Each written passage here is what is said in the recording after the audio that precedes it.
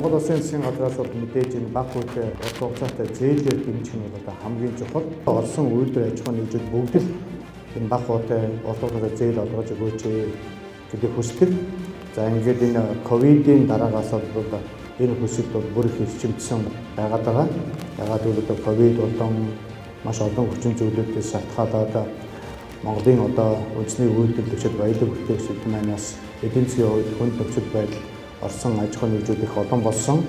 За тэр аж ахуйн нэгжүүдэд бутаас эргээх, шинээр гарч ирж байгаа стартапуудад дэмжих гэх мэт олон ажлын хүрээнд энэхүү ажлууд хийгдэж явж байгаа. Нэгдүгээр мал аж ахуй, гадаад байлдан бүс үйлдвэрлэлийн салбарыг дэмжихээс гадна сав багтаа бодлогын үйлдвэрийг бас дэмжиж байгаа. Энэ сав багтаа бол сайн байж бид нар эрүүл, аюулгүй сав багтаа бол нэгдүгээр хэрэглэж ёстой. Тэгэхээр энэ сав багтаа бодлогын бас үйлдвэрийг дэмжиж байгаа. Бид нар аливаа болгон хорц бодис хэрэглэдэг химийн савнуудыг хямдхан аваад хэрэглээд эцсийн дүндээ энэ хот тавдар бодож дэлхийд хот тавдрын өвчтөрөө Монгол улс эргүүлж шин. Тэгэхээр энэ 30 жил одоодсон энэ томоохон асуудлыг бид нар нэгдүгээр хүнсний хангамжаа шийдэн, хоёрдугаар хүнсний аюулгүй байдлаа шийдэхэд бол энэ хүнсний хувьсгал хөтөлбөрийн гол принцип нь оршихыг гэж та ойлгож байна.